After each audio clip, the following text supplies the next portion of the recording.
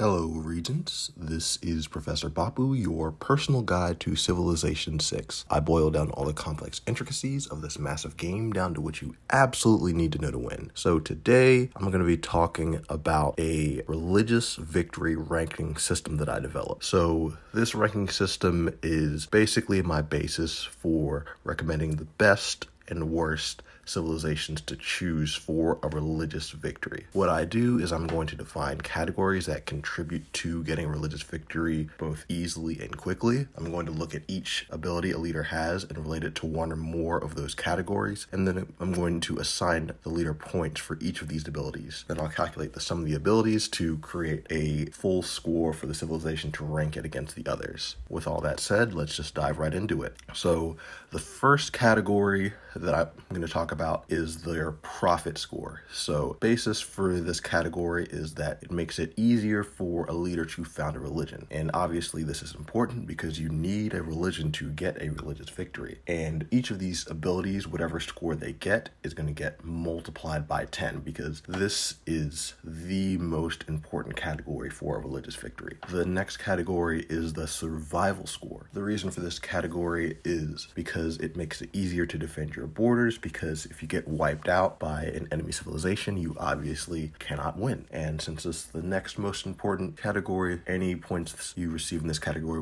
will be multiplied by 3. The next category is the strength score. So the reason for this category is that it makes it easier for you to generate religious pressure, and it also allows you to spend less faith creating religious units.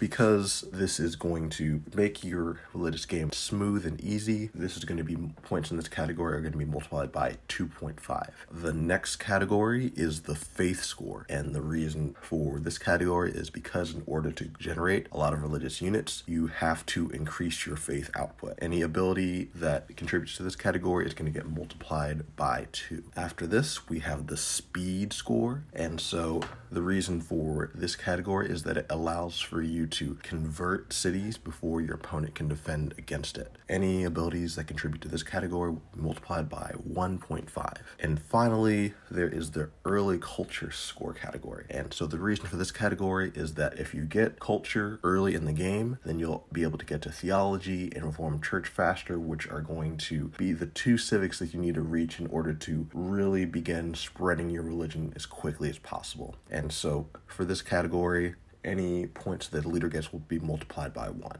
So those are all the main categories. So once we have calculated a leader's score, we can rank them according to tiers. So the S tier religious civilizations will be leaders who get a score of greater than 49. The A tier religious civilizations will be leaders that get a score between 30 and 49. B tier religious civilizations will be leaders that get a score between 10 and 29. C tier religious civilizations will be leaders that get a score between 1 and 9. And you'll only receive an F tier ranking if you're literally not able to found a religion. So this has been Professor Bapu. I hope this was helpful.